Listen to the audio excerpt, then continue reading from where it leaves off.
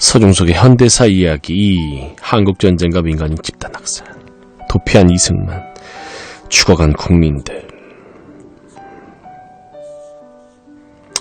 책머리에 우리는 21세기에 들어와 극렬한 역사 전쟁을 겪고 있다. 역사 전쟁은 한국과 일본 사이에 또 한국과 중국 사이에 벌어지는 것으로 알고 있는 사람들이 많겠지만 오히려 한국 사회 내부에서 더 치열하다. 사실 최근에 와서야 비로소 역사교육이 정상적인 길로 들어서는가 싶었다. 박정희 한 사람만을 위한 1인 유신 체제의 망령인 국정역사 교과서가 21세기 들어 사라졌고 가장 중요한데도 공백이나 다름없었던 근현대사 교육이 이루어지면서 한국사 교육이 조금씩 자리를 잡아가고 있었다. 이런 흐름을 따라 이제 극우 반공 체제나 권력의 소나기에서 벗어나 역사 교육이 학문과 교육 포전의 자세로 조심스럽게 나아가는 듯 싶었다. 우리 현대사에는 조금 잘 될 듯 하다가 물거품이 된 경우가 종종 있다. 역사교육도 그렇다. 교육의 현장이 순식간에 전쟁터가 된 것이다. 2008년 이명박 정권이 들어서자마자 수구 세력은 오염된 현대사를 재교육하겠다고 나섰다. 과거 중앙정보부 간부, 수구 언론 논설위원 등이 포함된 강사들이 서울을 비롯해 전국 각지로 보내죠. 학생과 교육계 사회 지도층을 상대로 현대사 재교육에 나섰다. 강사라기보다 유색객이라는 표현이 맞겠지만 이들 중 현대사 전공자라고 볼 만한 사람은 없었다. 현대사 전공자가 아니면 역사학자도 잘 모를 수밖에 없는 한국 현대사, 특히 해방 전후사를 수구 세력 이데올로기 대변자들한테 맡긴 것이다. 얼마나 다급했으면 그렇게 했을까 싶지만 해프닝이나 다름없었다. 거기까지는 그나마 양호했다. 그해 8월 15일은 공교롭게도 정부 수립 60주년이 되는 날이었는데 특히 이날을 벼르고 매렸던 세력들이 광복절을 건국절로 명칭을 변경해 기념해야 한다고 나섰다.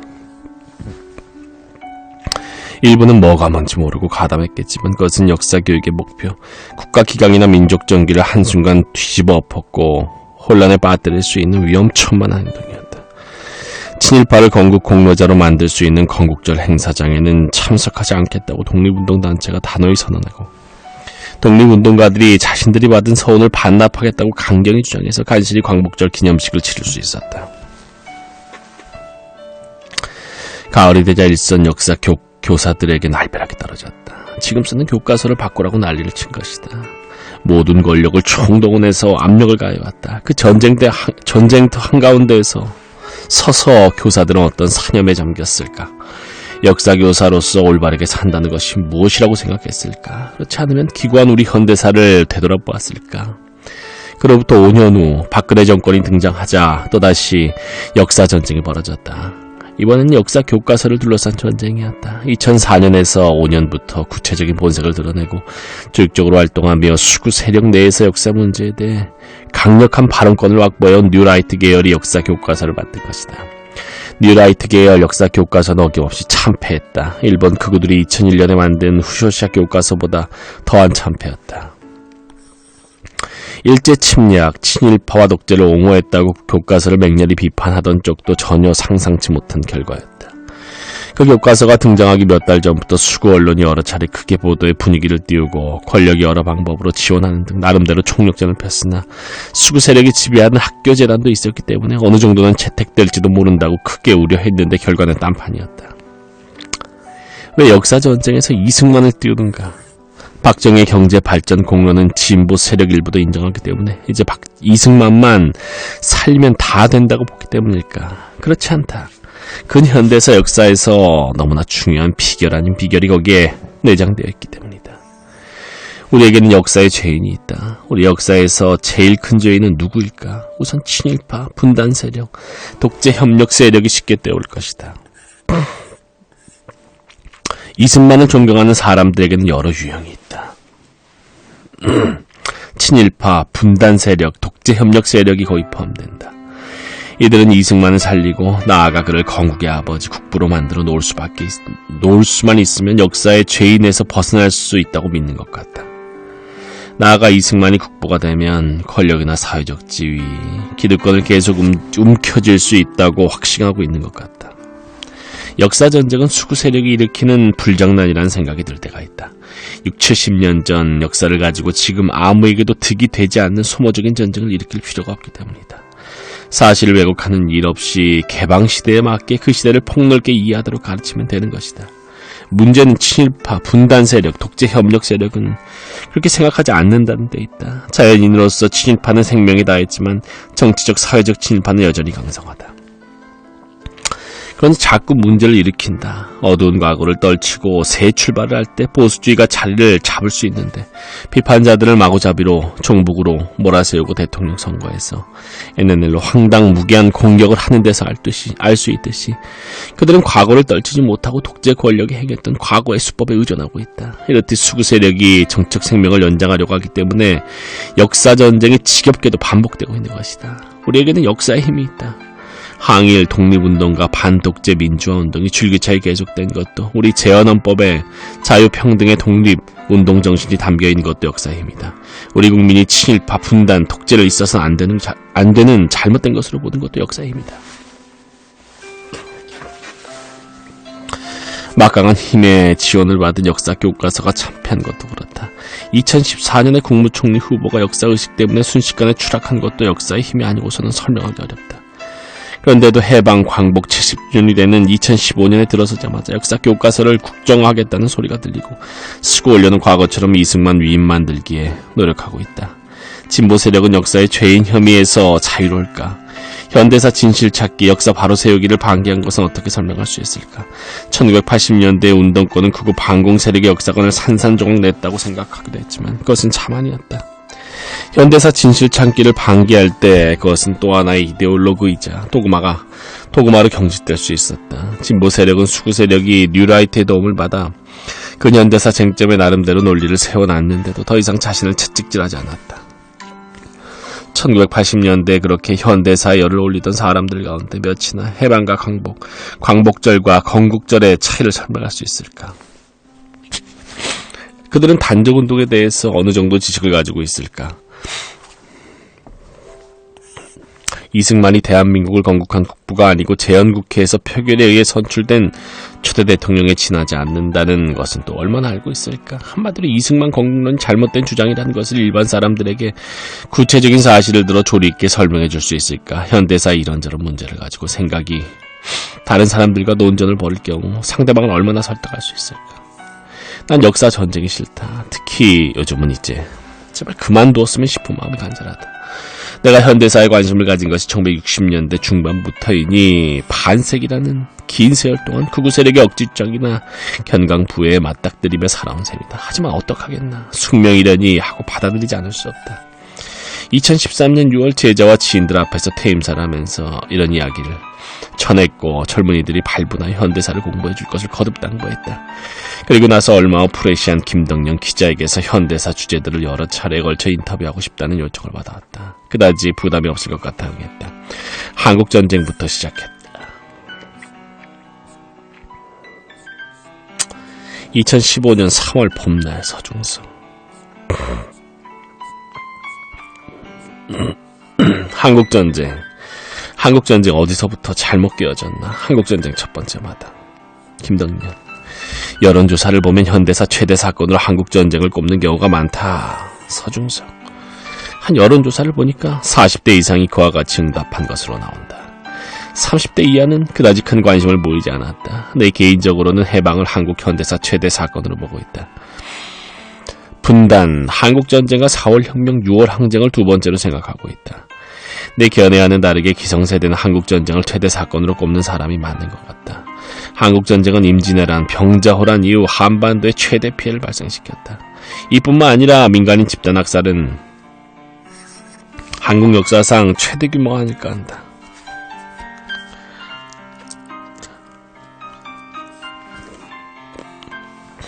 그런데 전쟁을 경험하지 않았는데도 50대 이상의 한국전쟁을 중시하는 것은 이유가 있다. 나도 1948년생이지만 전쟁 시기에 대한 기억이 전혀 없다. 한국전쟁이 기성세대 머리에 이렇게까지 자리를 잡은 까닭은 다른 사건과 달리 수십 년 동안 반복 교육을 받고 이야기를 들었기 때문이다. 특히 박정희 1인 유신체제식이 아주 심했다. 북계의 침략과 학살 만행의 텔레비전이나 라디오를 통해서 학교 교육을 통해서 끊임없이 전달되었다.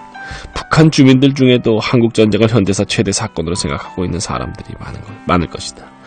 미군 폭격으로 도시나 각종 시설물 피해가 3년에 걸친 시기 동안 북한이 월등 컸다는 점도 있지만 미국과 미국에 대한 적개심을 고취하기 위한 교육을 미디어나 교육기관을 통해 많이 받았을 테니 한국전쟁을 특히 잘 기억할 것이다.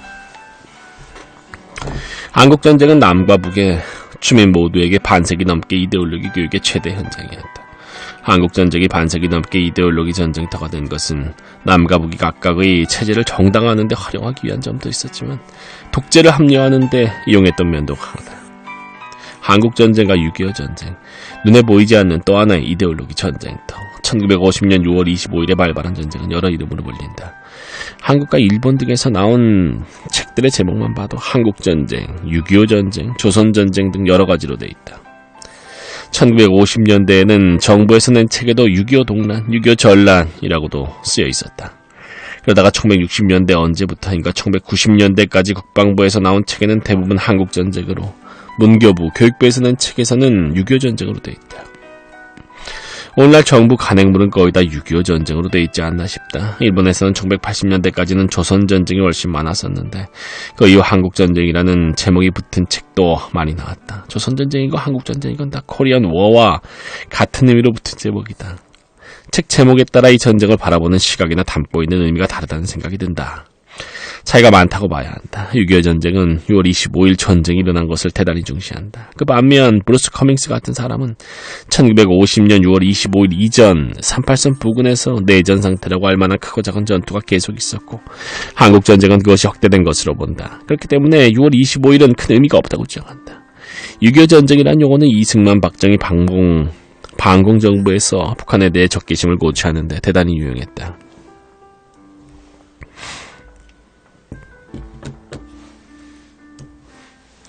6.25 6월 25일에는 공산당에 대한 불타는 적개심을 가져야 한다는 웅변이나 표가 많았다. 유신식에는 때려 죽이자 김일성과 같은 섬뜩한 구호가 교실 안팎에 붙어있기도 했다. 상기하자 6.25가 대표적인 구호였는데 이러한 점들도 6.25 전쟁이라는 용어를 선호하게 했다고 볼 수 있다. 그런 면에서 6.25 전쟁은 이념적 성격이 강한 용어로 보인다. 그런데도 6.25 전쟁이라고 하면 전쟁의 성격이 정확히 드러나지 않는 면이 있다. 6.25 전쟁은 제1차 세계대전, 제2차 세계대전과 함께 세계 전쟁의 모습을 띠고 있었다. 16개 참전국이라는 말이 예전에 많이 사용됐는데 자유진영에서 대표적인 나라가 모두 참전했다. 일본도 개입했다. 공산진영의 경우 중국뿐만 아니라 최근 자료가 말해주듯이 소련도 공군 중심으로 명백히 참여했다. 동유럽 국가들은 물자로 이 전쟁에서 축척을 지어냈다. 이뿐만 아니라 이 전쟁에서 결정적으로 중요한 역할을 한 것이 미국과 중국이다. 화력 등 전쟁 물자도 그렇지만 병력 측면에서도 주요 참전국들 중에서 두 나라가 압도적으로 많았다.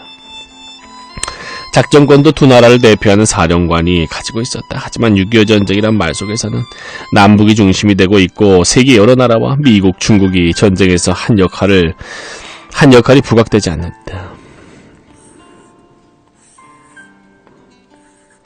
우리 국사책에도 그렇게 서술되어 있다. 전쟁의 전개 과정이나 성격이 6.25 전쟁이라는 단어에는 충분히 담겨있지 않다. 한국전쟁에 참여한 에티오피아 군인, 한국전쟁은 제1차 세계대전, 제2차 세계대전과 함께 세계전쟁의 모습을 띠고 있었다. 예컨대 한국의 전투를 지원한 나라만 16개국, 미국, 영국, 터키, 캐나다, 호주, 프랑스, 네덜란드, 뉴질랜드, 남아공, 콜롬비아, 그리고 태국, 에티오피아, 필리핀, 벨기에, 룩셈부르크에 이르렀다. 한국전쟁, 조선전쟁이란 용어는 어떠한가? 한국전쟁이라는 규정에는 세계 여러 나라가 한국에서 벌어진 전쟁에 참여했다는 점이 비교적 잘 드러나 있다.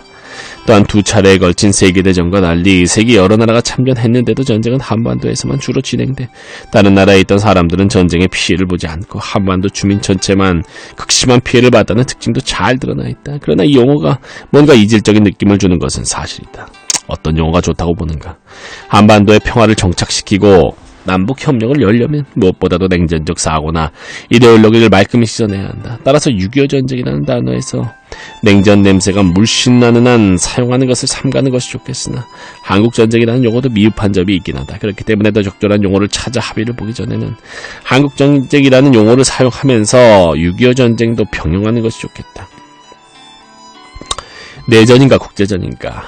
미국의 남북전쟁, 중국의 국공내전과 다른 점. 미국의 남북전쟁, 중국의 국공내전. 앞에서 국제전으로서 한국전쟁에 대해 이야기했다. 이와 달리 내전으로서 한국전쟁에도 주목해야 한다는 의견도 그간 적잖게 나왔다. 내전으로서 한국전쟁. 1948년 남북협상이 제기됐을 때 거의 모든 지원 성명서에 빠지지 않고 나온 이야기가 있다. 남과 북이 현재와 같이 극단적으로 대립하면서 각각 정부 수립으로 나아가면 내전과 같은 국제전, 외전과 같은 동족 상잔의 전쟁이 일어날 것이 불을 보듯 뻔하다는 주장이었다. 그렇지만 한국전쟁은 미국의 남북전쟁과 중국의 국공내전과는 성격이 다르다. 남북전쟁이나 국공내전은 내전의 성격이 분명했다. 또한 국민당과 공산당 사이에는 국견선과 비슷한 경계가 없었다. 한국전쟁의 경우 이와 달랐다. 38선은 우리 민족에게는 악마의 분단선으로서 하루빨리 없어져야 하는 것이었고 한국인들은 38선이 결코 남과 북을 가르는 선이 되어서는 안 된다고 생각했다.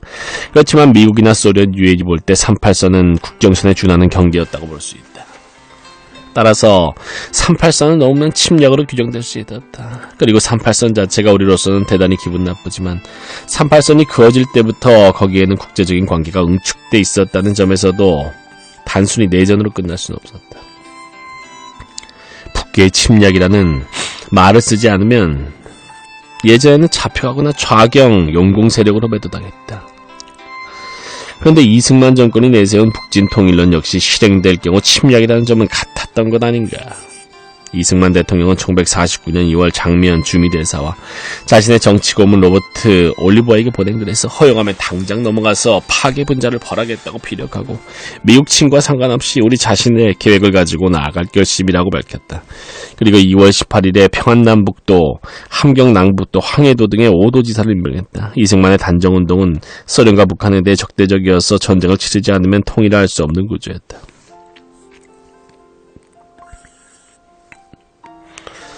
정부 수립 직후이건 1950년대이건 한국인은 통일을 열망했고 그것도 당장 통일이 되길 바랬다.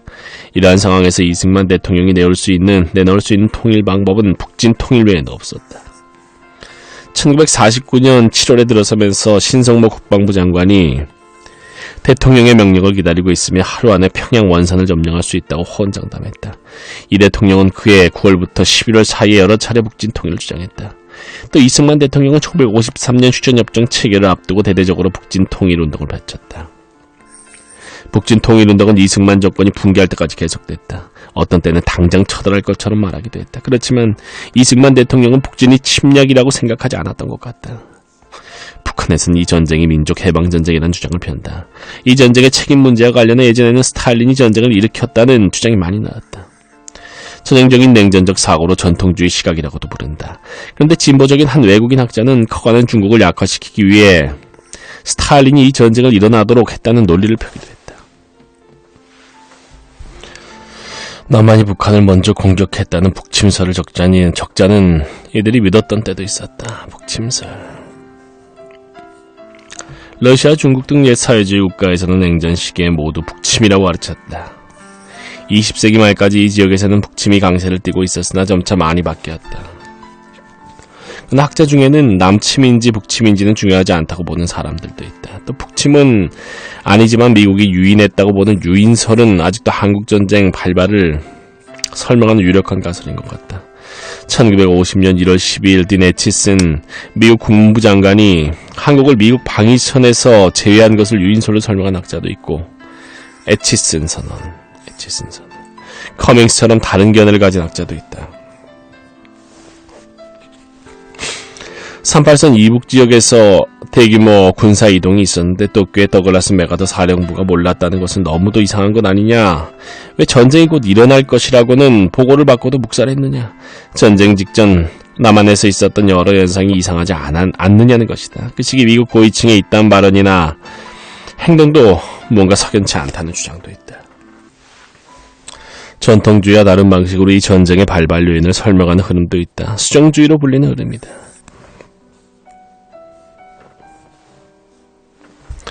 전통주의는 모든 책임을 소련 등 공산권에 묻는데 수정주의는 3.8선 획정에서 남북 대결에 이르기까지 미국에 많은 책임이 있다고 본다.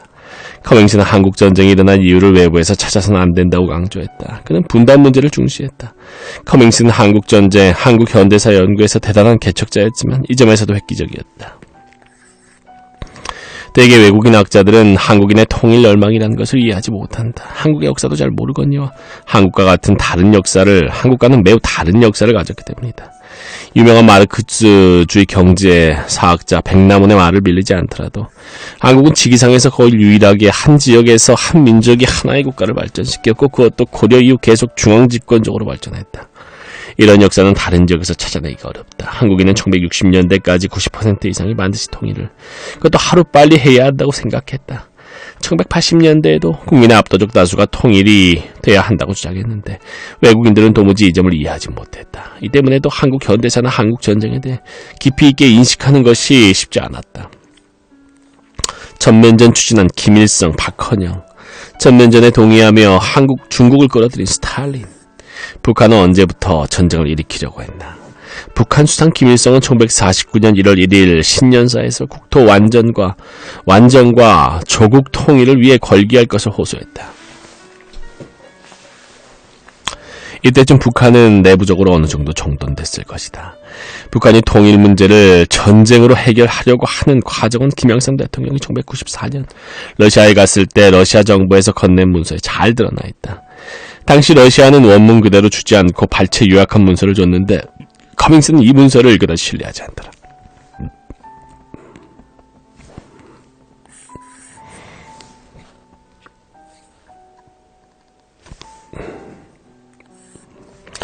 (1949년 3월) 모스크바에서 스탈린과 회담할 때 김일성은 무력에 의한 조선 통일에 관해 소련 지도부의 의견을 물었다. 스탈린은 미군이 남한에 주둔하고 있는 점과 미국과 소련이 38선 분할에 합의한 것을 상기시키면서 북한의 공세적 군사활동은 남한의 침략을 격퇴하는 경우에만 있을 수 있다고 말했다. 북한의 공세적 군사활동은 남한의 침략을 격퇴하는 경우에만 있을 수 있다. 미군은 1949년 6월에 철수한다. 1949년 6월 남한에서나 북한에서나 중요한 변화가 일어났다. 남한에서는 6월 5일에 국민보도연맹이 창설됐다고 공식화했고 국민보도연맹 6월 6일에는 경찰이 반민특위를 습격해 친일파 청산을 불가능하게 했다. 6월 20일경부터 김약수 국회 부의장, 소장파 의원으로서 반민특위 특별검찰부 차장으로 활약한 노일한 등을 체포하며 국회 프락치 사건을 본격적으로 터뜨렸다. 그걸 통해 재헌국회를 무력하게 만들었다. 6월 26일에는 김구라 암살에 통일 세력을 위축시켰다. 또한 소련군이 1948년 12월 북한에서 철수해 더 이상 남한에 머물기가 어렵게 된 미군이 약 500명의 군사 고문단만 남기고 6월에 철수했다. 미군 철수는 남북관계에 큰 영향을 끼쳤다. 북한에서는 6월에 남북노동당이 통합해 조선노동당이 됐다. 그렇지만 대외적으로는 비밀로 했다. 북노당 위원장은 김두봉이었지만 조선노동당에서는 김일성이 위원장을 맡고 박헌영이 부위원장이 됐다. 또 남조선 민주주의 민족전선과 북조선 민주주의 민족전선이 통합해 조국 통일 민주주의 전선으로 새로 발족했다. 이 무렵 빨치산도 남쪽으로 내려온다. 남한에서 빨치산은 1948년 이른바 27구국 투쟁 3.1 기념투쟁 때부터 생기는데 처음에는 야산대라고 불렀다. 그러나 소수였고 활동이라고 할 만한 것이 없었는데 10월 여순 사건 이후 김지회 등이 반란군을 이끌고 지리산에 들어감으로써 본격적으로 유격대 활동이 나타났다. 7월, 8월경부터 북한의 강동 정치학원에서 훈련받은 유격대가 남한으로 내려와 오대산지구, 지리산지구, 태백산지구로 나뉘었는데 이 현상이 이끄는 지리산, 빨치산이 가장 유명했다. 빨치산은 9월 공세, 10월 공세 등을 연이어 폈지만 동계 토벌작전으로 1950년 봄이 되면 전멸하다시피 했다. 한국은 큰 산이 별로 없고 겨울에 추워 지리적으로 빨치산이 활동하기가 아주 힘들었다. 북한 지도부는 전쟁의 필요성을 이야기하며 소련의 동의를 구한다. 이 과정에서 소련은 중국을 끌어들인다. 이승만 정권이 북진 통일을 주장할 무렵 북한에서는 남측의 평화 통일 공세를 펴면서 무력 통일의 가능성을 소련에 타진한다. 1949년 8월 김일성과 박헌영은 테렌시 슈티코프 소련 대사를 만나 대남 공격 준비의 필요성을 강조했다. 이들은 남한에서 봉기를 조직할 수 있는 능력을 갖췄다고 설명했지만 슈티코프는 냉담한 반응을 보였다. 북한의 무력 통일 방안은 소련 공산당 중앙위원회에 의해 한동안 주춤해졌다. 9월 24일 소련 공산당 중앙위원회는 북한이 남한을 공격한다는 것은 적절치 못하다고 밝혔다.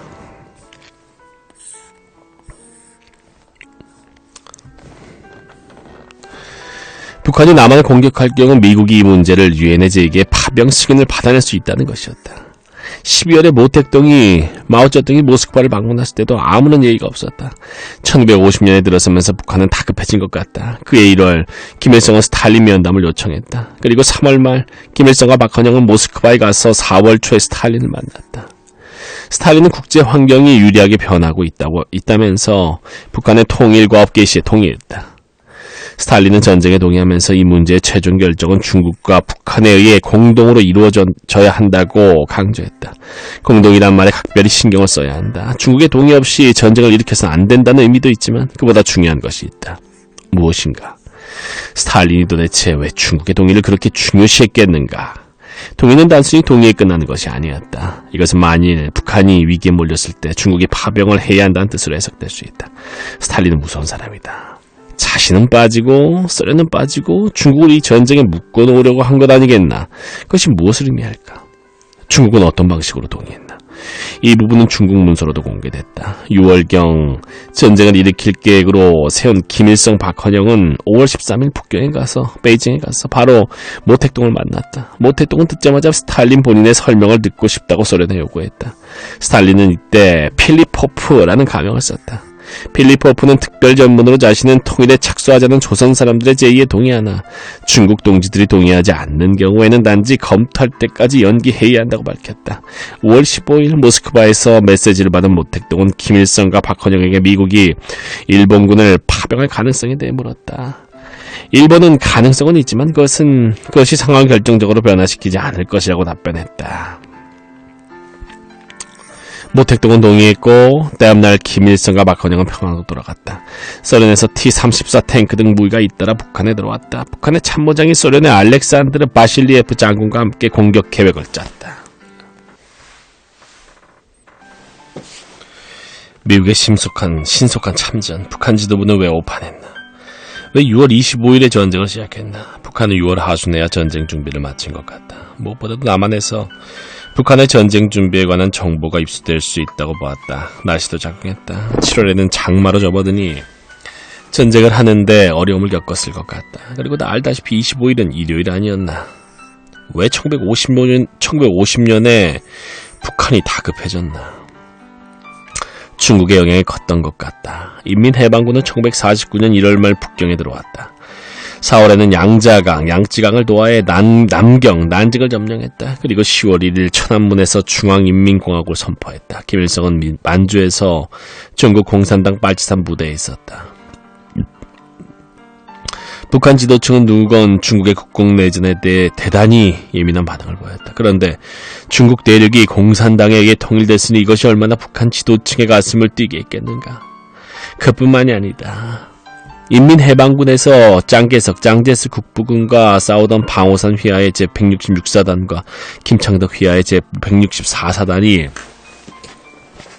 1949년 7월, 8월에 북한에 들어왔다. 왜 들어왔겠나? 방호산 사단은 전쟁 초기에 서부전선에서 신화를 남기는 유명한 부대다. 1950년 1월에는 림비아오에 인민해방군 산하에 있던 약 16,000명의 병력이 양자강을 건너는 북한으로 돌아갈 것을 원했다. 이 부대도 전쟁 초기의 주력군의 하나였을 것이다. 얘기를 들어보면 북한은 장마가 오기 전에 승리하려 한 것 같다. 북한이 초반에 승리할 것으로 판단한 근거는 무엇인가? 일부 연구자들은 1950년 5.30, 5월 30일 선거로 친이승만 정당인 국민당과 한민당의 후신인 민국당 후보자들이 가을바람에 낙엽 떨어지듯 우수수 떨어져 이승만 대통령의 권력이 약해진 점을 얘기하고 있다. 그러나 이승만 대통령은 국회가 반 이승만 세력으로 돼 있다고 하더라도 대통령 권력, 권한 행사를 제대로 못할 사람이 결코 아니었다. 북한이 국군의 전쟁 수행 능력을 아주 낮게 보고 있었던 것은 틀림없다. 38선지대에서 여러 번 교전이 있었는데 국군이 별것 아니었다는 것이다. 그와 함께 북한은 전쟁이 일어나면 남한에서 봉기가 있을 것으로 예상했다고 한다. 그런데 이 부분이 문제다. 어떤 점에서 문제였는가? 1949년 10월 1일 천안문에서 중화인민공화국을 선포하고 있는 마오쩌둥. 남한에서 남로당은 거의 다 파괴된 상태였다. 여순 사건으로 전 남도당이 와해되다시피 했는데 가장 중요한 서울시당도 1949년 연말쯤에는 거의 파괴돼 있었다. 1950년 3월에는 남로당을 지휘하던 김삼룡과 이주하가 5월에는 성시백이 체포됐다. 아까 말한 것처럼 빨치산도 1949년 겨울을 맞아 무기력해져 있었다. 전쟁이 일어났을 때 어느 곳에서도 봉기라고 할 만한 것이 일어나지 않았는데 실제 그 때문에도 박헌영은 하루빨리 자신의 세력 기반인 남항에 지하당을 다시 일으키려고 했을 것이다. 남한의 그러한 상황을 북한에서 정말 몰랐을지 의문이다. 그 점이 아주 이상하다. 박헌영은 분명히 알고 있었다. 김일성 쪽은 박헌영 측으로부터 과장된 허위 보고를 들었을 가능성이 높지만 성시백과 같은 자신의 비선을 가지고 있었는데도 몰랐다는 것은 잘 납득이 되지 않는다. 김영삼 대통령이 받은 러시아 문서에 따르면 1949년 9월 퉁킨 평양 주재 소련 공사가 자욱의 지시에 따라 김일성과 박헌영을 면담했을 때 김일성은 봉기가 일어날지 자신하지 못하고 장기전이 될 경우 불리하다고 답변했다. 박헌영은 달랐다. 북한이 전쟁을 일으키면 남측에서 도울 것이고 빨치산이 주요 항구를 점령할 수 있다고 말했다. 다른 자료를 보면 전쟁을 일으켰을 때 북한 지도부는 봉기가 일어날 수 있다고 믿었던 것 같다.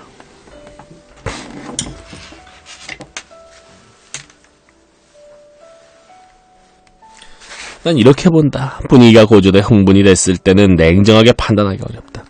중국의 영향을 강렬히 받으며 들뜬 상태에서 전쟁을 하면 순식간에 승리를 거두고 남한에서 봉기가 쉽게 일어날 것이라고 낙관한 것이 아니었을까? 미국의 참전 문제에 대한 오판도 빼놓을 수 없을 것 같다.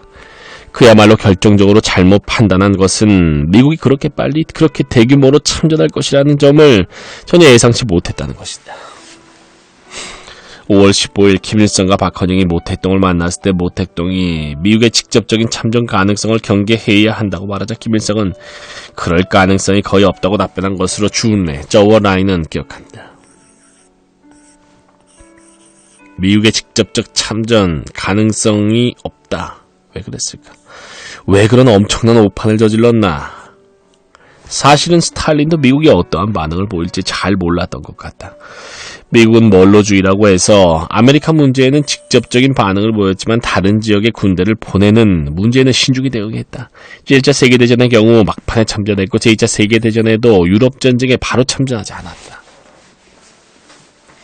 이것은 멀로주의 때문은 아니었다. 루즈벨트 대통령은 미국인이 일치단결에 참전해야 한다고 판단했다. 그렇지만 제2차 세계대전이 일어났을 때 미국에는 친독파도 친일파도 있었다. 그래서 일본이 곧 전쟁을 일으킬 것을 그것도 미국 태평양 지역 해군이 첫 번째 타격 목표일 수도 있다는 점을 알고 있었는데 일본이 진주만을 기습하기를 기다렸다는 주장이 있다. 이것이 유인론이다. 알고는 있었지만 모든 미국인을 분노로 떨쳐 일어나게 하기 위해 그렇게 했다는 주장이다.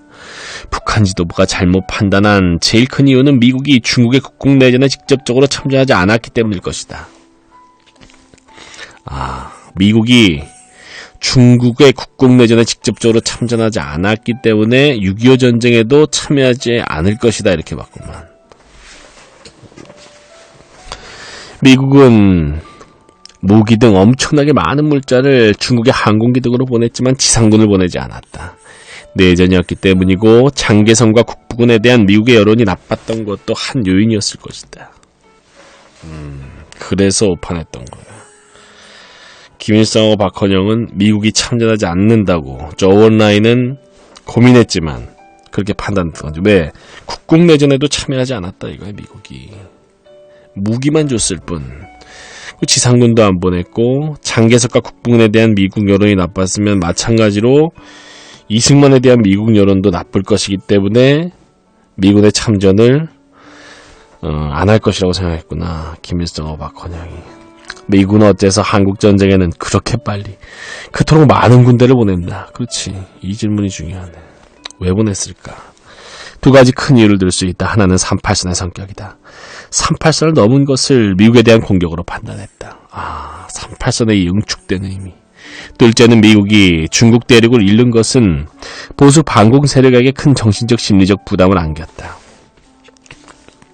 그래서 한국전쟁이 나기 이전부터 미국은 롤백 작전을 기획하고 있었다.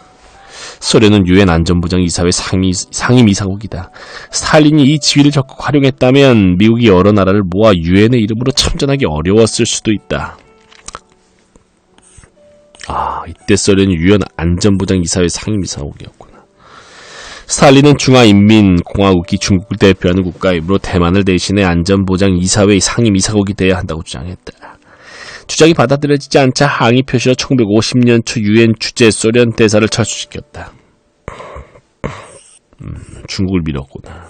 소련 대사 철수. 문제는 6월 25일 이전에 유엔 대사를 복귀시켜야 하지 않았느냐는 것이다. 미국이 참전할 경우 유엔의 이름으로 할 것을 소련은 모르지 않았다. 1949년 9월 소련 공산당 중앙위원회는 북한이 남한을 공격할 경우 미국은 북한의 침략에 대응하여 문제를 유엔에 제의할 것이라고 예견했다.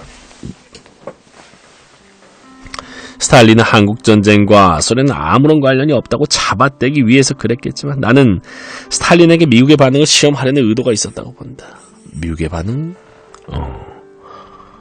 소련 공산당 중앙위원회는 북한이 남한을 공격할 경우 미국은 북한의 침략에 대응하는 문제를 유엔에 제의할 것이라고 얘기한. 스탈린은 한국전쟁과 소련은 아무런 관련이 없다고 잡아떼기 위해서 아무 관련이 없다. 난 스탈린에게 미국의 반응을 시험하려는 의도가 있었다고 본다. 제2차 세계대전 이후 미국과 소련은 그리스, 터키 등 여러 곳에서 충돌했지만 두 초강대국의 영향권을 변경시킬 수 있는 그 사건은 없었다. 스탈린은 미국이 한국전쟁에 어떠한 방식으로 얼마만한 규모로 관여할지를 주목하면서 한반도를 시험장으로 생각했다. 북한이 리트머스 시험지가 된 것이다. 스탈린은 정말 냉혹하기 짝이 없는 무서운 사람이었다. 국민을 버리고 도망간 대통령, 잘한 게 없다. 한국전쟁 두 번째 마당. 김덕년. 한국전쟁과 관련해 이승만 전 대통령의 업적을 인정해야 한다는 의견을 때때로 듣는다. 한국전쟁 때 공산군을 물리치지 못했다면 자유민주주의를 누리며 북한보다 훨씬 잘 사는 오늘의 한국이 없었을 것이고 따라서 전쟁을 겪으면서도 국가를 유지한 국부 이승만 전 대통령의 공이 크다는 의견이다. 온라인 공간에서는 적화 통일을 막아낸 이 전 대통령에게 감사해야 한다는 의견도 접할 수 있다. 단정 수립이 그 당시 현실적으로 올바른 선택이었다는 주장과 맥이다는 의견이다. 더불어 미국에 감사해야 한다는 이야기를 하는 이들도 적지 않다. 서중수. 한국전쟁엔 특이한 면이 있다. 피스톤전쟁, 대패전쟁이라고도 불렸는데 뭐냐 하면 불쑥불쑥 밀고 당기는 식의 전쟁이었다. 국군과 유엔군이 순식간에 낙동강 안쪽 경상도 귀퉁이만 빼놓고 다 밀려난 적이 있는가 하면 한때는 압록강과 두만강까지 북한이 일패노지에서 밀려났다. 그랬다가 또 그렇게 막강하다는 미군이 중국군한테 그야말로 어떻게 패했는지 알 수 없을 정도로 동계전투에서 대패하고 한강 이남으로 밀리는 일이 생겼다. 바로 이런 점 때문에도 굉장히 큰 희생이 일어나게 된 거다. 그런데 이 전쟁을 가만히 보면 이승만 정권이나 미국이 제대로 대응했다면 전쟁이 중부전선에 머물 수 있지 않았을까 하는 생각이 든다. 그랬으면 그렇게까지 큰 피해는 없었을 것이다. 엄청난 규모의 주민 집단 학살이나 동족 상잔도 훨씬 줄어들었을 것이다. 그러면 전혀 다른 의미의 한국전쟁으로 기억됐을 것이다. 그러나 이승만 정권이나 미국의 대응엔 문제가 많았다. 미국의 대응에서 어떤 점이 문제였다고 보나 1950년 5월 하순부터 6월 25일까지 북한에서 군과 물자가 집중적으로 이동했다. 그런데 왜 미국이 이에 관한 정보 보고를 중시하지 않았는지 의문이다. 그 보고를 중시하고 잘 대응했다면 미국인 전쟁을 미연에 막거나 전쟁 초기에 크게 피해를 줄일 수 있지 않았을까. 물론 적극 참전한 건 다 인정하고 중시한다. 그건 미국 역사에서도 드문 일이었다. 한국전쟁에 굉장히 빠른 속도로 참전했다. 미군 6월 25일 10시 26분 존 무초 주한 미국 대사의 보고를 받고 소련의 4주에 의한 전쟁으로 단정했다. 26일 유엔 안전보장 이사회는 북한의 행위를 침략으로 규정하고 38선 이북으로 철거할 것을 요구했다. 미국이 해군, 공군을 즉각 투입하겠다는 결정을 내린 27일 유엔 총회는 남한에 군사원조를 제공할 것을 결의했다. 이날 미국 극동 사령부는 수원에 전방지휘소를 설치하고 일본 규슈에 주둔한 미국 공군을 전선에 투입해 28일부터 한강, 북한을 폭격했다. 같은 28일에 순양함 주니브어를 통해로 파괴돼 폭격함으로써 인민군의 남진을 어렵게 했다. 6월 30일 미국은 지상군 파견을 결정했다. 7월 4일경부터 7함대가 이동해 사실상 지휘권을 장악했다. 7월 7일 유엔 총회에서는 유엔군 합동, 유엔군 연합사령부를 설치할 것을 결정했다. 이처럼 미국이 빠른 속도로 개입하지 않았다면 대한민국 정부는 붕괴할 수도 있었다. 이승만 정권의 초기 대응은 어땠나? 난 이승만 대통령이 잘한 것처럼 한국전쟁에서 뭔가 한 것처럼 일각에서 이야기되는 걸 도무지 이해할 수가 없다. 이승만 정권은 미국과 비교할 수도 없을 만큼 엄청나게 문제가 심각했다. 초기의 패배의 대통령 책임이 너무나 컸다. 또 대통령의 도피 같은 것이 장병 사기에 어떤 영향을 줬느냐 하는 걸 충분히 고려해야 한다. 이 대통령은 1949년 2월경부터 북진 통일을 주장했다. 특히 1949년 9월에서 10월에 아주 강하게 주장했다. 그러면 북한이 쳐들어올 것에도 대비하고 국방력을 강화하려는 노력을 했어야 하는 것 아닌가. 그런데 전쟁 전후에 일어난 일을 보면 너무 어이없는 게 많았다. 이상한 전쟁, 납득되지 않는 수뇌부에 있단 실수. 이상한 전쟁, 납득되지 않는 수뇌부에 있단 실수. 어떤 점에서 그러한가. 대부분의 전사 연구가들은 전쟁이 일어났을 때 북한이 병력면에서 약간 많았던 건 사실이지만 아주 많았던 걸로 보진 않는다. 전투에 투입될 수 있던 인원을 이것저것 다 합쳐도 북한군은 20만 명을 못 넘었다. 정병준 교수의 최근 저서에는 지상군이 남한의 경우 육군 9만 4,373명, 예비군 3만 7,326명, 경찰 4만 8,273명으로 북한의 경우 육군 13만 1,000명, 경비대 4만 2,000명으로 거의 비슷하며 해군과 공군은 북한이 많지만 양쪽 다 아주 약했던 것으로 나와 있다. 내가 하는 이야기는 교과서가 일부 잘못되어 있고 많은 사람에게 잘못된 관념이 있다는 것이다. 전쟁이 일어났을 때 양쪽 병력은 그리 많지 않았다. 지금 기준으로 보면 대단히 적었다. 더구나 현대전에서 상대방을 제압하려면 공급 병력이 3배 많아야 한다는 것이 정설인데 북한의 병력은 그리 많지 않았다. 초기에 이기지 못하면, 그것도 순식간에 이기지 못하면 나중에 낙동강 전선에서 10만 주력이 거의 다 파괴된 이후의 상황이 말해주듯이 북한은 빠른 속도로 패배하게 돼 있었다. 이상한 전쟁이었다. 이야기하지 않았나? 톱질처럼 그랬다고. 그렇기 때문에 초기 공격만 잘 막아내면 그 다음부터 북한이 맥을 못 추게 돼 있었다. 초기에 북한은 자주포라든가 전차를 갖고 있었고 그 점에서는 멀뚝 우세했다. 그렇지만 소련이 제공한 야크기는 성능이 아주 나빴다. 7월 초순을 지나면서 제공권은 미국이 완전히 장악했고 인민군의 이동이나 전쟁 물자 운반이 매우 어렵게 됐다. 북한군은 조금 있으면 밤에 주로 움직여야 했다. 이런 여러 가지를 검토해 볼 때 북한의 우세는 여러 측면에서 제한적인 면이 있었다는 것이다. 우리나라는 산악과 하천이 많기 때문에 전차가 움직이기 어렵고 시설만 제대로 해놓으면 방어하기가 아주 좋게 되어 있었다. 그런데 방어시설을 잘 갖췄나? 이런 데서도 문제가 많았다. 전쟁이 일어났을 때 장병의 3분의 1, 2분의 1이라는 기록도 있는데 이건 믿기 어렵다. 3분의 1이 휴가 상태였다고 기록돼 있다. 그 전날 육군에 간 낙성식을 해가지고 주요 장교들은 술에 흥청망청 녹초가 된 채 일요일을 맞이한 걸로 돼 있다. 그것 말고도 군 일각에서 대전차 방어시설을 해야 한다고 했는데도 제대로 안 했다. 전쟁 직전 대통령과 국방부 장관은 북한이 곧 쳐들어올 거란 얘기까지 했다. 그랬는데도 대비했다고 볼 수 있는 게 별로 없다. 이승만 정권이 스스로 공헌한 만큼만이라도 대비했으면 전쟁은 매우 다른 모습이었을 것 같다. 대비를 충분히 했다면 전투 양상이 전혀 달랐을 것이다.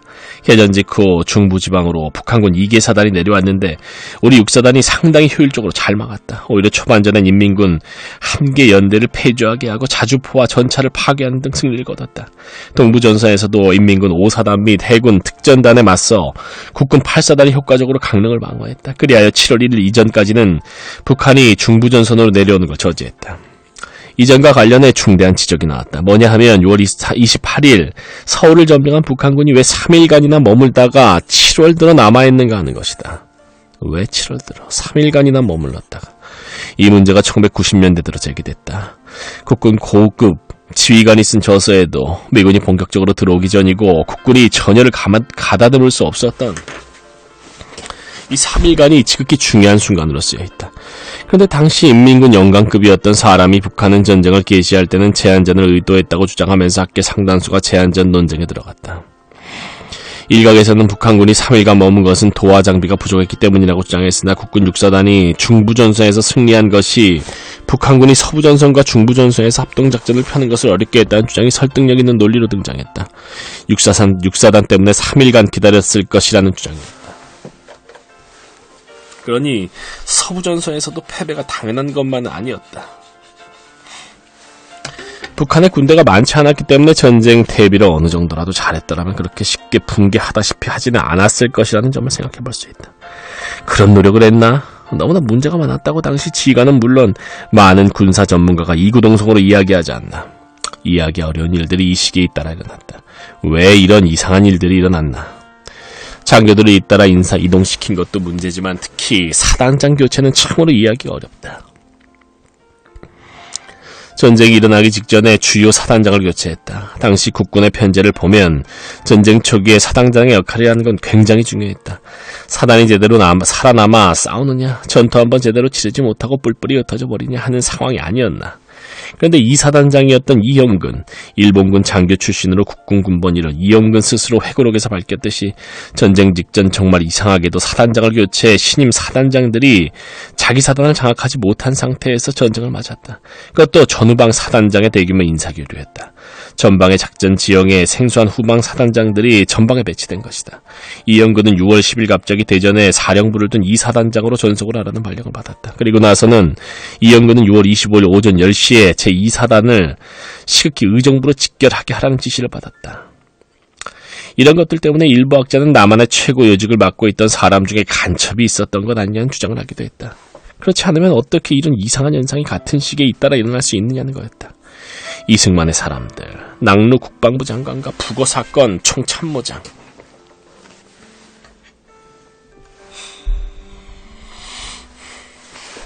그런 의문은 여전히 온라인 공간에서 회자되고 있다.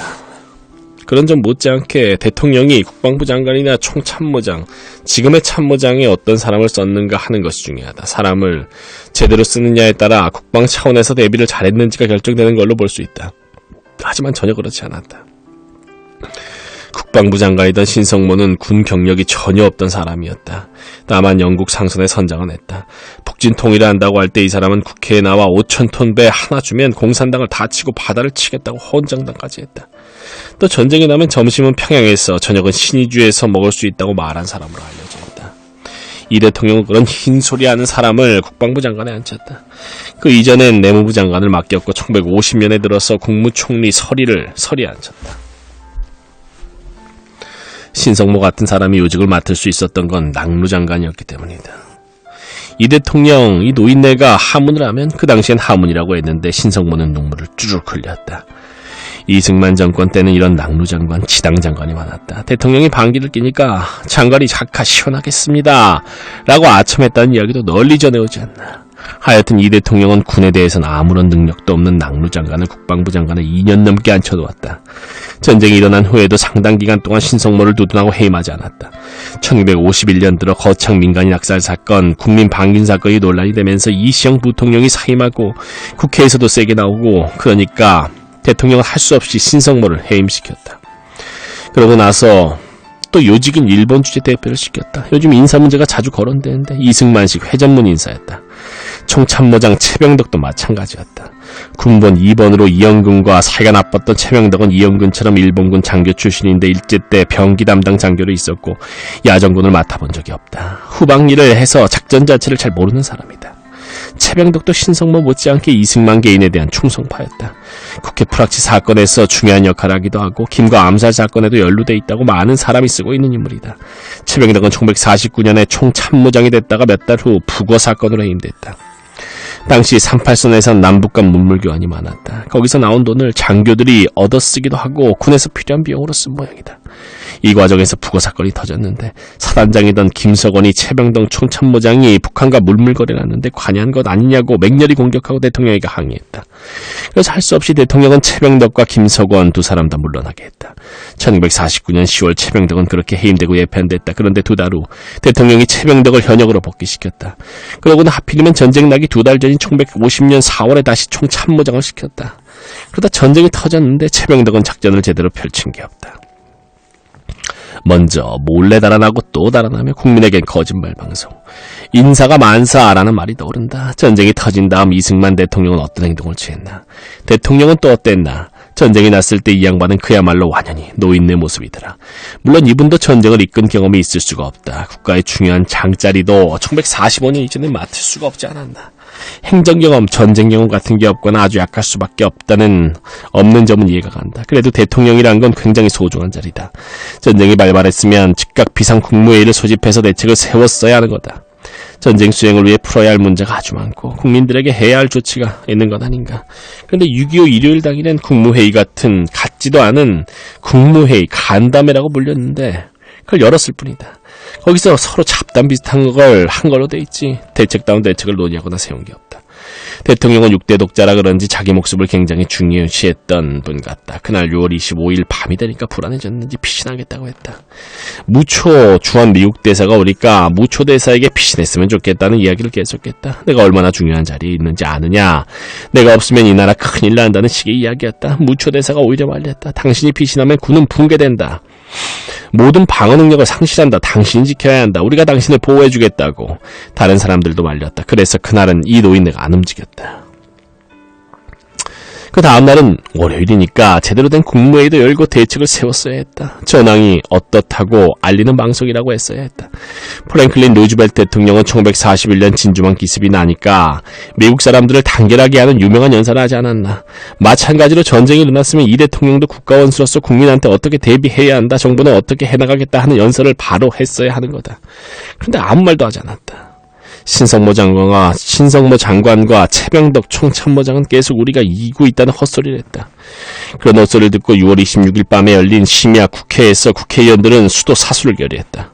뭐가 어떻게 돌아가는지 전혀 모르고 그러한 결의를 한 것이다.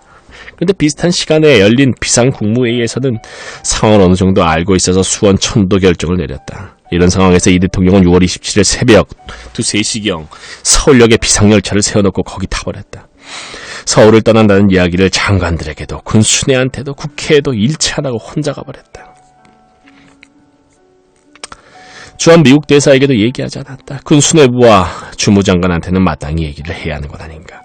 그래야 대책을 세울 수 있는 것이다. 비밀이 새나갈까 걱정돼서 그랬는지 몰라도 다른 누구한테도 얘기 안 하고 비서진한테만 얘기해서 그 열차를 끌고 대구까지 내려갔다. 그런데 너무 멀리 왔다고 생각했는지 이번엔 다시 대전으로 올라갔다. 이때까지 국민들은 대통령으로부터 어떤 설명도 들을 수 없었다. 대전으로 피신하고 나서 처음으로 대통령이 방송국 책임자를 불러 자기 말을 전국 방송으로 내보내겠다. 거기서 녹음한 거다. 대전에서 녹음. 우리가 이기고 있으니 안심하고 있으라는 그 유명한 거짓말 방송을 6월 27일 밤 10시에서 12시 사이에 몇 차례 내보냈다. 하지만 이미 그땐 미아리 근처에서 쿵쾅거리고 있었다. 인민군이 거기까지 내려온 거다. 오죽하면 이 방송 이대로 안 된다라고 해서 27일 자정쯤 방송국에서 꺼버렸겠나. 전쟁이 나고 나서 처음으로 나간 대통령의 방송이 그랬다. 대통령이 그렇게 무책임할 수가 없었다. 이 때문에 국민과 국회가 분노했다. 국회는 6월 30일 이승만 대통령에게 사과 발표를 할 것을 결의했으나 이런 지하에 거부당했다. 그 국회의원 85명의 연서로 전쟁 초기의 책임을 물어 국무위원 전원의 사직 권고안이 제출됐는데 신익희 의장의 만류로 보류됐다. 대통령의 거짓말 방송 직후인 6월 28일 새벽 2시 30분에 한강다리가 폭파됐다. 6월 28일 새벽 2시 30분 한강다리 폭파. 나중에 한강다리 폭파의 책임을 지고 공병 책임자가 처형됐지만 사실은 그 윗선에서 지시한 일이었다. 이것 때문에 수많은 사람이 피난을 못 갔다. 잔류파의 슬픈 순환, 도강파의 부역자 만들기. 피난을 못 간 서울 사람들은 어떻게 됐나. 이때 도강파, 잔류파가 생겼다. 눈치 빠르고 영악한 사람들은 재빠르게 한강을 건넜는데 국방부 선정과 대통령 담화를 듣다가 한강 인도교까지 끊기자 서울 시민 대다수는 피난을 못 갔다. 전자를 도강파, 후자를 잔류파라 불렀는데 잔류파는 석 달 동안 고생하고 굶주리면서 어쩔 수 없이 부역자가 됐다. 도강파는 당국과 함께 9월 28일 서울이 수복되자마자 잔류파를 부역자로 몰아세웠다. 각계에서 각 단체마다 도강파가 잔류파를 닥달하고 심사했다. 국회에서도 그랬고 심지어 학계, 문화계에서도 도강파 때문에 견디기가 어려웠다. 도강파는 문단, 악단, 화단, 가요계 등에서 잔류파를 몰아내고 헤게몬을 장악했다. 전쟁이 끝나고 한참 후에도 도강파는 툭하면 6.25 때 일을 들춰내기 일쑤였고 멀쩡한 사람을 병신 만들기 다반사였다. 서울 시민들이 선거 때 이승만과 자유당의 싸늘한 시선을 보낸 것은 이 문제와도 무관하지 않는 것 같다. 대전에서는 이 대통령은 다시 보따리를 쌌다. 대전에서 이승만 대통령은 대전에 가서 비상국무회의를 주재하다가 10월 1일에 또 피신했다. 전선이 위태로웠을 것은 사실이다. 인민군은 7월로 오산에서 스미스 특수 임무 부대를 패배시켰다. 7월 10일에서 11일 사이에 미군 24사단 21연대가 천안부근 전위에서 붕괴했다. 그렇지만 대전이 함락되는 건 7월 20일이다. 그러니 적어도 7월 10일 이전에는 그렇게까지 위태롭다고는 볼 수가 없었다. 피신할 준비를 하더라도 7월 초까지는 대통령이 전체 상황을 파악하면서 했어야 하는데 그렇게 하지 않았다. 7월 1일 새벽 3시에 이번엔 대구 쪽으로 가면 게릴라 같은 게 있다는 이야기를 들었는지 호남선을 타고 목포로 내려갔다. 그리고 나서 목포에서 또 배로 부산까지 갔다. 노인네로서는 무척이나 길고 힘든 여행이었다. 이렇게 대통령은 전쟁이 났을 때 피신만 하고 다녔다. 천선에서 피 흘리는데 영구집권 위에 우격다짐 개헌.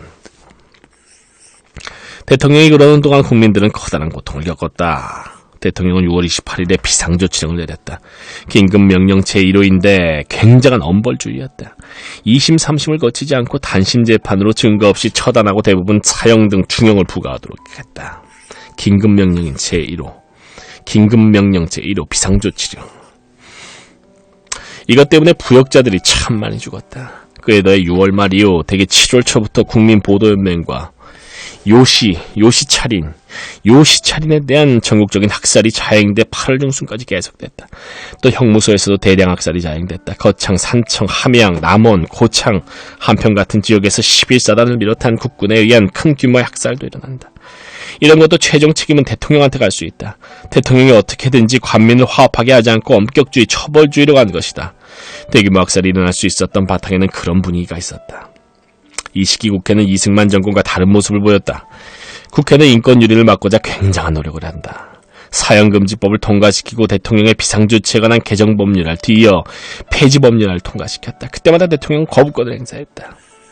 그런 식으로 국회랑 사사건건 맞서다가 거청사건, 국민 반군 사건이 터지는 거다.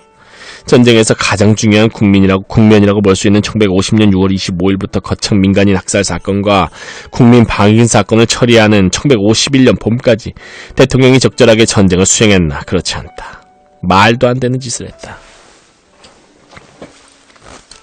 대통령답게 일한 게 과연 얼마나 있나? 그리고 전쟁을 주도적으로 수행한 건 누가 봐도 미군, 즉 유엔군 이름으로 싸운 미군이다. 절대적으로 그렇다. 이 대통령이 한국전쟁에서 후세에 좋게 기억될 만한 것을 한 게 있나? 그런 건 없다. 그 와중에 대통령은 우격다짐으로 헌법까지 고쳤다. 이 대통령은 권력을 강화하고 영구집권을 꾀하기 위한 정치 파동을 일으켰다. 거창 민간 약살 사건, 국민 반군 사건에 이어 1951년 하반기에도 국회와 밀고 당기는 일이 계속 일어났다. 그러다가 이 대통령은 도저히 국회에서는 대통령으로 재선될 것 같지 않으니까 직선제 헌법 개정안을 내놓았는데 1952년 1월에 참패했다. 가 19, 부 143이라는 상상하기 어려운 표차로 부결됐다. 그러다 이승만 정권은 따뻘대, 백골단, 민중자결단 등을 동원하고 관제민의를 만들어 국회를 엿박아 공갈을 일삼았다. 그 때문에 국회의원들은 이리 도망다니고 저리 도망다녀야 했다. 대통령이 그런 난세 중에 난세를 초래한 것이다. 거기다 계엄령 해제를 국회에서 결정하면 대통령은 바로 집행해야 하는데 그건 안 했다. 그건 헌법 위반이다. 이렇게 부산 정치 파동 과정에서 위법을 이승만 정부가 너무나 많이 하지 않았나. 부산 정치 파동. 그런 속에서 1952년 7월 4일 발췌개헌을 해가지고 영구집권을 위한 초석을 닦았다. 그러고 있으면서 과연 전쟁 수행을 제대로 했겠나? 전선에선 사람들이 피를 흘리고 있는데 임시수도 부단에선 따뻘대, 백골당 등 테러군중을 동원해 국회를 위협하면서 이렇게 위법적인 행위를 했다는 건 참으로 수치스러운 일 아니냐는 생각을 하지 않을 수 없다. 전략가 이승만? 말도 안 되는 소리. 두 가지를 추가로 짚었으면 한다. 전쟁에 났을 때 대통령이 영락없는 노인네 모습이었다고 했다. 그와 달리 대통령이 몸을 피하면서도 미국을 적극적으로 끌어들여 반전의 계기를 만드는 듯 냉정한 전략가다운 모습을 보였다는 의견도 있다. 전쟁 직후인 1953년 10월 한미 상호 방위 조약을 체결한 것도 전략가 이승만의 공이라는 의견이다. 어이가 없다. 말도 안 되는 소리다. 그런 전략 같은 건 없었다. 당시 한국은 미국이 지켜주던 나라 아닌가. 미국은 자발적으로 앞장섰다. 무초 주한 미국 대사가 바로 본국에 보고했고 트루먼 대통령은 휴가지에서 회의를 열고 대응책을 논의했다. 미국이 이 대통령 말을 듣고 참전했다는 주장은 어린 나이도 웃을 얘기다. 자기들의 세계 전략에 따라 그렇게 한 것이다. 한미 상호 방위 조약 문제를 보면 정전협정 체계로 한국에 아무런 보장도 해주지 않는다는 건 미국으로서도 곤란한 일이었다. 이승만 대통령이 북진 통일을 세게 주장한 것도 조약 체결에 영향을 주었다고 볼 수는 있다. 하지만 조약 내용을 들여다보면 이 대통령을 높게 평가하는 쪽이 이야기하는 것과는 대단히 다른 면이 있다. 그 점에서 제1조를 유심히 살펴봐야 한다. 어느 조약이든 제1조가 중요하지 않겠는가. 한미 방위조약 제1조는 당사국은 어떠한 국제적 분쟁이라도 평화적 수단에 의해 해결하고 무력의 위협이나 무력의 행사를 삼갈 것을 약속한다고 명시했는데 각별히 약속한다고 한 것을 주목할 필요가 있다. 이것은 대한민국 정부가 약속한다는 것으로 해석할 수 있다. 제1조에 이렇게 명시할 것이다. 미국이 이 대통령을 어떻게 보고 있느냐가 확연히 드러나 있다. 다시 말하면 이 조약엔 북한이 쳐들어오는 걸 용납하지 않겠다는 것뿐만 아니라 평화적 수단이 아닌 이승만식 북지 통일을 절대 용납할 수 없다는 의미가 아주 노골적인 표현으로 강력한 톤으로 담겨 있다. 무력의 위협이나 무력의 행사를 삼갈 것을 약속한다고 되어 있지 않은가. 그것도 바로 제1조에 그렇게 되어 있다. 또 전쟁이 나면 미국이 자동적으로 즉각 개입하도록 되어 있다고 보기 어렵다는 비판도 그간 끊임없이 나왔다. 북한이 침략할 경우 미국이 일정한 절차를 밟아 개입하도록 되어 있다는 말이다. 두 번째는 북한의 책임 문제다.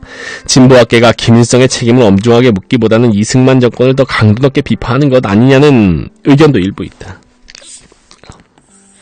그동안 많이 강조한 것처럼 전쟁을 일으킨 북한의 책임은 너무도 당연하게 물어야 하는 것이다. 북한 지도부가 최대 잘못을 한 것이다. 민주기지론, 한반도 전체를 사회주의화하기 위해 북한 지역을 우선 그 기지로 삼는다는 것에 따라 통일을 한다고 했지만 실제는 남한에서 혁명이 일어날 가능성은 없었다. 통일이 지상과업이라면 전쟁밖에 남은 수단이 없었다. 그리고 무력으로 통일할 수 있을 것이라고 아주 치명적인 오판을 한 거다. 하나 덧붙이면 해방 후 북한은 민주기지론, 남한은 단정론으로 가는 이상 전쟁으로 귀결될 수밖에 없었다. 민주기지론, 단정론. 왜냐하면 한국인은 모두 통일을 절대적으로 원했다. 따라서 외세를 등에 업은 전쟁으로 문제를 해결하려 하게끔 될 수밖에 없었다. 여기서 한반도 전쟁의 특이한 성격이 발견된다. 민족내전인 이유, 그 분단 때문에 전쟁이 발발하지만 그것은 반드시 국제전이 된다는 점이다. 김일성, 박헌영이 소련과 중국을 방문한 것도 이런 특성이 그대로 반영된 것이다. 그와 함께 전쟁 준비와 관련해 예를 들면 북한의 무기, 탄약 같은 것도 빈약했고 사단급 이상의 작전을 펼쳐본 사람도 없었다. 작전 체계를 짜준 게 소련이었다. 소련과 중국의 지원 없이는 전쟁을 일으킬 수 없는 상황이었다. 그런 의미에서도 한국전쟁은 시작부터 국제전이 될 수밖에 없었다. 중국의 국공내전이나 미국의 남북전쟁 같은 것들과는 전혀 다른 점이 있었다.